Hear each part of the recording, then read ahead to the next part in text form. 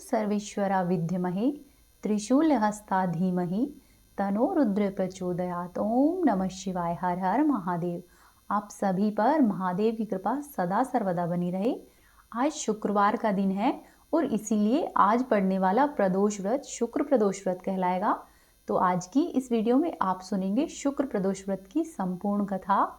पौराणिक कथा के अनुसार एक नगर में 3 मित्र रहते थे। उनमें से एक राजकुमार था, दूसरा ब्राह्मण था और तीसरा धनिक पुत्र था, यानी कि वह एक बनिए का पुत्र था। राजकुमार और ब्राह्मण कुमार दोनों ही विवाहित थे, लेकिन कुछ समय बाद भी धनिक पुत्र का विवाह हो गया।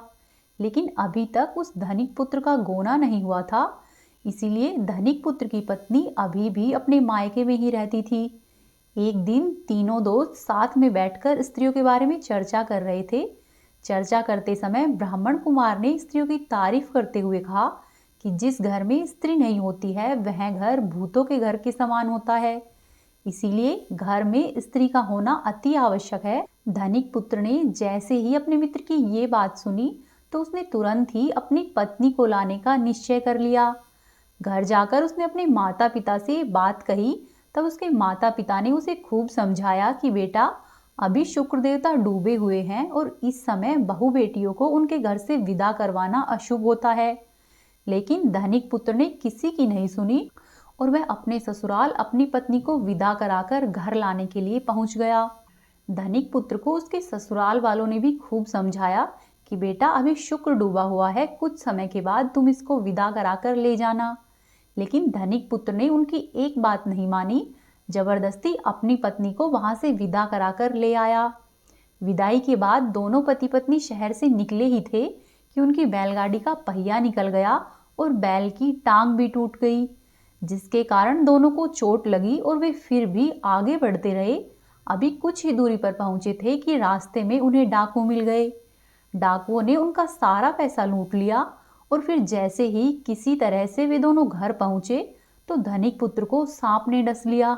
उसके पिता ने जब वैद्य जी को बुलाया तो वैद्य जी ने कहा कि इसकी मृत्यु 3 दिन के अंदर हो जाएगी। जब धनिक पुत्र के मित्र ब्राह्मण कुमार को ये सब खबर मिली तो वह तुरंत ही अपने दोस्त के घर पर आ पहुंचा और उसने अपने मित्र और उसके माता पिता को शुक्र प्रदोष व्रत के बारे में बताया। साथ ही यह भी कहा कि आज के दिन इसने अपनी पत्नी की विदाई कराई है, इसीलिए ही इसको इतने सारे कष्ट का सामना करना पड़ा है। साथ ही ब्राह्मण कुमार ने ये भी कहा कि इसे इसकी पत्नी के साथ वापस से ससुराल भेज दो। धनिक ने भी ब्राह्मण कुमार की बात मानी और दोनों को ससुराल पहुंचा दिया। वहां पर जाकर धनिक पुत्र की हालत ठीक हो गई, यानी कि शुक्र प्रदोष के महात्म्य से सभी कष्ट दूर हो गए। इस व्रत को करने से जीवन की नकारात्मकता समाप्त होती है और सफलता मिलती है। अब आप सुनिए प्रदोष व्रत की अगली कथा। शिव पुराण की कथा के अनुसार एक बार वाशकल नामक गांव में बिंदुक नाम का एक ब्राह्मण रहता था। वह ब्राह्मण बड़ा ही दुरात्मा और महापापी था। वह ब्राह्मण कुमार्ग पर ही चलता था। उस ब्राह्मण की पत्नी का नाम चंचुला था। उसकी स्त्री बहुत सुंदर थी और वह सदैव ही अपने धर्म का पालन करती थी। इस तरह से कुकर्म में लगे हुए उस ब्राह्मण के साथ उसकी पत्नी ने बहुत से वर्ष व्यतीत किए। अपने धर्म के नष्ट होने के डर से वह कभी भी अपने धर्म से विचलित नहीं हुई। लेकिन उसका पति तो दुराचारी था, इसीलिए दुराचारी पति के आचरण से प्रभावित होकर कुछ समय के पश्चात वह स्त्री भी अपने ही पति की तरह दुराचारिणी हो गई। बहुत समय बीत जाने के बाद वह दूषित बुद्धि वाला दुष्ट ब्राह्मण समय के अनुसार मृत्युलोक को प्राप्त होकर नरक में गया। बहुत दिनों तक नरक के दुख भोगकर वह पापी अंत में एक भयंकर पिशाच हो गया। दूसरी तरफ उस दुराचारी पति की मृत्यु के पश्चात चंचुला बहुत समय तक अपने पुत्रों के साथ अपने घर में ही रहती। एक दिन ईश्वर की कृपा से वह अपने बंधु और बांधवों के सहित एक तीर्थ के क्षेत्र में गई। तीर्थ यात्रियों के साथ चंचुला ने तीर्थ के जल में स्नान किया और अपने भाइयों के साथ इधर उधर घूमने लगी। वहां पर उसने एक देव मंदिर में एक ब्राह्मण को भगवान शिव जी की परम पवित्र और उत्तम पौराणिक कथा कहते हुए सुना। वह ब्राह्मण कह रहे थे कि जो स्त्रियां पर पुरुषों के साथ व्याभिचार करती है, यमराज के दूत उन्हें बहुत कष्ट देते हैं। ऐसा सुनकर चंचुला भय से कांपने लगी। उसने विचार किया कि उसने तो अपने पति के साथ बहुत पाप किए हैं, तो उसे भी उन पापों का दंड अवश्य ही भोगना पड़ेगा। ऐसा सोच सोचकर उसे चैन नहीं था और उसने उस ब्राह्मण से विनती की कि हे प्रभु, आप मेरे ऊपर कृपा करें और मेरा उद्धार करें। मैं आपके प्रवचन सुनकर भय से कांप रही हूँ और इस संसार से मुझे वैराग्य हो रहा है। हे ब्राह्मण देव, मैंने जीवन भर दुराचार किया है। न जाने मेरे मरने के बाद मुझे कैसी कैसी घोर यातनाएं सहनी पड़ेगी और मेरा साथ कौन देगा। हे ब्राह्मण देव, यमराज के उन भयंकर दूतों को मैं कैसे देख पाऊंगी। हे प्रभु, आप मेरा कल्याण करें। चंचुला के इस प्रकार के वचनों को सुनकर वे ब्राह्मण बोले कि हे चंचुला, यह तो बड़े ही सौभाग्य की बात है कि भगवान शंकर की कृपा से शिव पुराण की कथा को सुनकर तुम्हारा मन समय पर ही सावधान हो गया है। हे चंचुला, पश्चाताप ही पाप करने वाले पापियों के लिए सबसे बड़ा प्रायश्चित होता है। साधु संतों ने भी पश्चाताप को ही समस्त पापों का नाश करने वाला बताया है और पश्चाताप से ही पापों की बुद्धि शुद्ध होती है। जो भी मनुष्य अनजाने में किए हुए पाप कर्मों का पश्चाताप करता है, वह समस्त भय से मुक्त होकर निर्भय हो जाता है। इसीलिए ब्राह्मण पत्नी, तुम विषयों से अपने मन को हटाओ और भक्ति भाव से भगवान शंकर की इन पावन कथाओं को नित्य प्रति सुनो। इस कथा को सुनने से तुम्हारे चित्त की शुद्धि होगी और तुम्हें मोक्ष की प्राप्ति होगी। ऐसा सुनने के बाद उस चंचुला ने शिव पुराण की कथा को सुनने की इच्छा से अपने मन में उस ब्राह्मण देव की सेवा करने का संकल्प लिया और ऐसा सोचकर ब्राह्मण से निवेदन करके वह उन्हीं के साथ रहने लगी। उसके पश्चात उस शुद्ध बुद्धि वाले ब्राह्मण ने उस स्त्री यानी कि चंचुला को शिव महापुराण की समस्त कथा कह सुनाई। तत्पश्चात समय का चक्र पूरा होने के बाद भक्ति, ज्ञान और वैराग्य से युक्त हुई चंचुला ने अपने शरीर को बिना किसी कष्ट के त्याग दिया। जैसे ही चंचुला ने अपने शरीर को त्यागा, भगवान शंकर का भेजा हुआ दिव्य विमान वहां पर आ पहुंचा और भगवान शंकर के गणों ने चंचुला को उस दिव्य विमान पर बिठाया और उसको लेकर शिवलोक में चले गए। अब चंचुला दिव्य रूप धारण कर चुकी थी और दिव्यांगना हो चुकी थी। चंचुला ने वहां पर साक्षात भगवान शंकर को देखा। उनके 5 मुख थे और हर मुख में उनकी 3 आंखें थी। मस्तक पर चंद्रमा सुशोभित हो रहा था। उन्होंने अपनी बाईं ओर माता पार्वती को बिठाया हुआ था। उनका सारा शरीर भस्म से भासित था। शरीर पर श्वेत वस्त्र शोभा पा रहे थे। इस प्रकार परम उज्जवल भगवान शंकर का दर्शन करने के बाद वह ब्राह्मण पत्नी बहुत प्रसन्न हुई।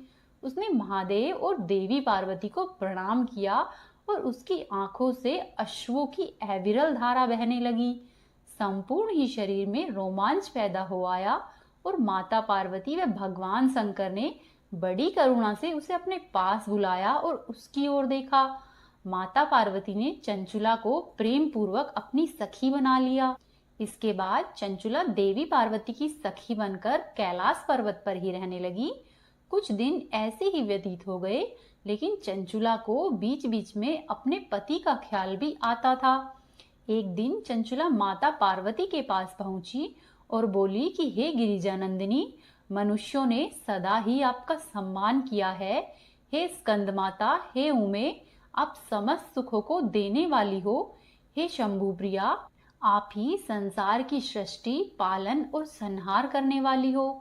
वह चंचुला इस प्रकार से महेश्वर पत्नी उमा की स्तुति करके सिर झुकाकर चुपचाप खड़ी हो गई। उसके नेत्रों में प्रेम के आंसू उमड़ आए थे। तब करुणा से भरी हुई शंकर प्रिया भक्त वत्सला माता पार्वती देवी ने चंचुला को संबोधित करके इस प्रकार से कहा। पार्वती जी बोली कि हे सखी चंचुले, हे सुंदरी, मैं तुम्हारी इस की हुई स्तुति से अत्यधिक प्रसन्न हूँ। बोलो, तुम क्या वरदान मांगती हो? जो तुम मांगोगी मैं उसे अवश्य ही प्रदान करूंगी। तब चंचुला बोली कि हे गिरिजा कुमारी, मेरे पति बिंदुक इस समय कहाँ पर है और उनकी कैसी गति है, मैं यह सब नहीं जानती हूँ। मैं अपने उन पतिदेव से जिस प्रकार संयुक्त हो सकूं, आप वैसा ही कुछ उपाय कीजिए। हे माहेश्वरी, हे महादेवी, मेरे पति एक शुद्र जातीय वैश्या के प्रति आसक्त थे और पाप में ही डूबे रहते थे। उनकी मौत मुझसे पहले हो गई थी, ना जाने वे किस गति को प्राप्त हुए होंगे। तब गिरिजा कुमारी बोली कि बेटी, तुम्हारा बिंदुक नाम वाला पति बड़ा ही पापी था। उसका अंतःकरण बहुत ही दूषित था। वैश्या का उपभोग करने वाला वह महामूढ़ मरने के बाद नरक में पड़ा और अनगिनत वर्षों तक नरक में अनेक प्रकार के दुख भोगकर वह पापात्मा अपने शेष पाप को भोगने के लिए विंध्य पर्वत पर पिशाच बनकर बैठा हुआ है। इस समय वह पिशाच योनि में है और अनेक प्रकार के कष्ट उठा रहा है। वह दुष्ट केवल वायु पीकर ही जीवित रहता है, वहां पर सब प्रकार के कष्ट सहता है। तब गौरी देवी की यह बात सुनकर उत्तम व्रत का पालन करने वाली चंचुला अपने पति के महान दुख से दुखी हो गई। फिर अपने मन को शांत करके उस ब्राह्मण पत्नी ने व्यथित हृदय से महादेवी को प्रणाम करके फिर से पूछा कि हे महादेवी, मुझ पर कृपा कीजिए और दूषित कर्म करने वाले मेरे उस दुष्ट पति का अब उद्धार कर दीजिए। हे महादेवी, मुझे कुछ ऐसा उपाय बताइए जिससे कि मेरे पति को उत्तम गति प्राप्त हो सके। तब पार्वती जी ने कहा कि तुम्हारा पति अगर शिव पुराण की पुण्यमयी उत्तम कथा को सुने तो सारी दुर्गति को पार करके वह उत्तम गति का भागीदार हो सकता है।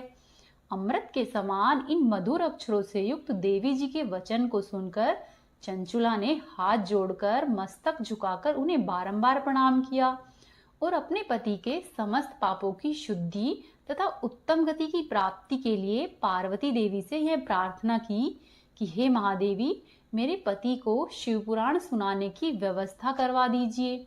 उस ब्राह्मण पत्नी के बार बार प्रार्थना करने पर शिव प्रिया पार्वती जी को बड़ी दया आ गई।